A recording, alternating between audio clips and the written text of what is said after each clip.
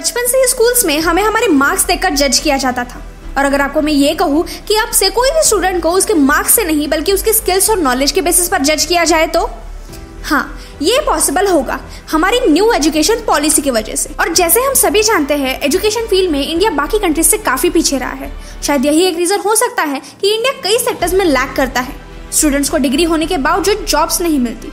जो स्टूडेंट्स ज्यादा अच्छे से रटना जानते हैं उन्हें स्कॉलर्स कहा जाता है और बाकी बच्चों को फेलियर्स। पर आज से ये नहीं होगा, क्योंकि हमारा एजुकेशन सिस्टम पूरी तरह से बदलने वाली है।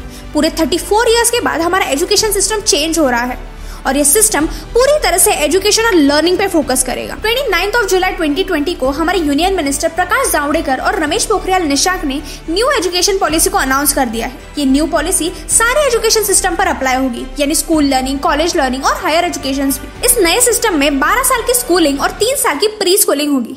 आज तक जो 10+2 सिस्टम होता आ रहा है, यानी 10th और 12th, जो कि काफी इंपॉर्टेंट माना जाता है, वो अब से नहीं रहेगी और उसकी जगह नया सिस्टम होगा 5+3+3+4। मतलब स्कूल के पहले 5 साल की पढ़ाई यानी प्री प्राइमरी के 3 साल और क्लास फर्स्ट और सेकंड फाउंडेशन स्टेज रहेगी, जिसमें बच्चों को अपनी मदर लैंग्वेज में बेसिक लिटरेसी और न्यूमरेसी के बारे में सिखाया जाएगा। उसके बाद क्लास 3rd से क्लास 5th तक बच्चों को सब्जेक्ट्स इंट्रोड्यूस किए जाएंगे, जैसे science, maths, arts, political science etcetera, और एग्जाम्स भी क्लास 3rd से ही ली जाएगी। फिर क्लास 6th से 8th तक फिक्स्ड कोर्सेज पर फोकस किया जाएगा और कोडिंग, जो कि हमें डिग्री कोर्सेज में पढ़ाया जाता है, वो अब क्लास 6 से ही पढ़ाया जाएगा, ताकि स्टूडेंट्स की लॉजिकल थिंकिंग बचपन से ही डेवलप होना चालू हो जाए। और क्लास 6 से ही बच्चों को वोकेशनल ट्रेनिंग कंपलसरी रहेगा, यानी बच्चे कोई भी मनपसंद फील्ड में 10-12 दिन की इंटर्नशिप्स कर सकते हैं। इससे स्टूडेंट्स प्रैक्टिकल या फिर रियल वर्ल्ड नॉलेज को बहुत जल्दी अडॉप्ट कर पाएंगे।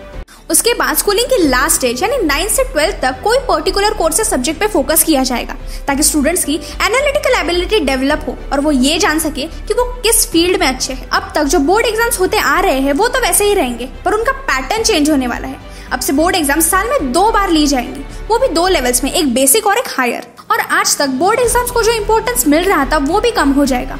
बोर्ड एग्जाम्स के रिपोर्ट कार्ड्स भी 360 डिग्री होलिस्टिक होंगे, मतलब सिर्फ पेपर मार्क्स नहीं काउंट किए जाएंगे, पर स्टूडेंट की बिहेवियर, एक्स्ट्रा करिकुलम एक्टिविटीज और उसके मेंटल एबिलिटी को भी देखा जाएगा और फिर मार्क्स दिए जाएंगे। और यही नहीं, ये रिपोर्ट कार्ड 3 लेवल में डिवाइड किया जाएगा, जिसमें पहला स्टूडेंट अपने आप को जज करके मार्क्स देगा, फिर दूसरा उसके फेलो स्टूडेंट्स उसको जज करके मार्क्स देंगे, और फिर तीसरा टीचर उसकी एबिलिटीज जज करके मार्क्स देगी। अब नेक्स्ट जो हमारी हायर एजुकेशन सिस्टम होती है, उसमें भी एनईपी ने काफी बदलाव लाए हैं।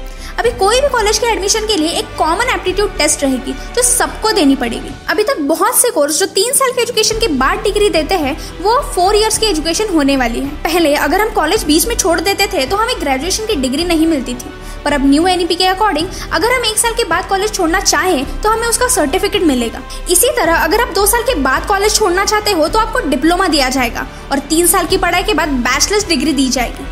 वैसे ही 4 साल की एजुकेशन के बाद आपको रिसर्च विद बैचलर्स डिग्री मिलेगी। इस सिस्टम को मल्टी एंट्री और मल्टी एग्जिट कहा गया है, यानी स्टूडेंट्स जब चाहे पढ़ाई करना चाहे तो कर सकते हैं और छोड़ना चाहे तो छोड़ भी सकते हैं। इसके अलावा एक एकेडमिक बैंक ऑफ क्रेडिट्स बनाया जाएगा, जिसमें आप 1 से ज्यादा कोर्स को चॉइस कर सकते हैं और जिस कोर्स को आप जहां तक कंप्लीट करेंगे उसके मार्क्स इन क्रेडिट्स में ऐड हो जाएंगे। और ये सिस्टम पूरी तरह से डिजिटल होगा। इतना ही नहीं, यूनिवर्सिटी कोर्सेज के लिए टेक बेस्ड लर्निंग होगी, यानी एप्स, टीवी चैनल्स, इन सब के थ्रू टीचिंग्स प्रोवाइड की जाएगी। फॉरेन कंट्रीज में जाकर एजुकेशन लेना सबका ड्रीम होता है, तो क्यों ना हम वो एजुकेशन इंडिया में लाए। तो हाँ, आपने सही सुना, एनईपी के अकॉर्डिंग दुनिया के बेस्ट यूनिवर्सिटीज के कैंपस इंडिया में सेटअप होने वाले हैं, जो स्टूडेंट्स को क्वालिटी एजुकेशन देंगे और इंडिया में रहकर स्टूडेंट्स फॉरेन एजुकेशन ले पाएंगे।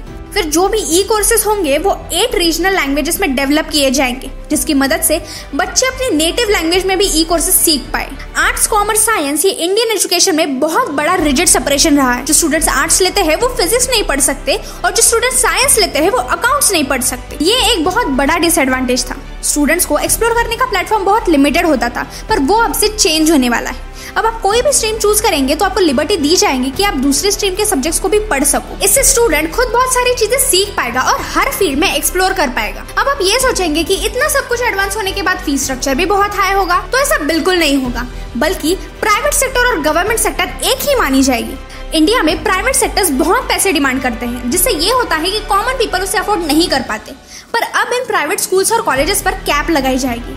अब वो अपनी मनचाही फीस नहीं लगा सकते। बल्कि रिसर्च प्रोजेक्ट्स पर स्टूडेंट्स को फंडिंग भी दी जाएगी, जरूरतमंद बच्चों को स्कॉलरशिप्स भी दी जाएगी और वो स्टूडेंट जिनके पास स्पेशल टैलेंट होगा उन्हें भी सपोर्ट किया जाएगा। ये है हमारा न्यू एजुकेशन सिस्टम जो प्रोबेबली सितंबर-अक्टूबर से चालू हो जाएगी। अभी तक एजुकेशन के लिए इंडिया अपनी जीडीपी से 4.4% स्पेंड करता था, पर अब से 6% ऑफ जीडीपी एजुकेशन के लिए दिया जाएगा ताकि स्टूडेंट्स को बेटर एजुकेशन मिल सके।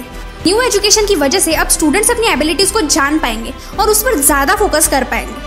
इंडिया इन आने वाले सालों में बहुत चेंजेस अडॉप्ट करने वाला है। शायद अगले 10 सालों में ही इंडिया हर फील्ड में बहुत एक्सपर्ट, एडवांस और प्रोडक्टिव बनेगा। अब सरकार ने तो ये न्यू एजुकेशन पॉलिसी इंट्रोड्यूस कर दी है, लेकिन हर स्टेट में इस न्यू एजुकेशन सिस्टम का सही तरीके से इम्प्लीमेंट होना भी बहुत जरूरी है। अगर हम इसको सही तरीके से इम्प्लीमेंट कर पाए तो वो दिन दूर नहीं जब दुनिया के हर सेक्टर में इंडिया एक डोमिनेंट लीडर बन के सामने आएगा। और अगर आपको हमारा वीडियो पसंद आया हो तो वीडियो को लाइक करके फैक्ट चैनल को सब्सक्राइब कीजिए।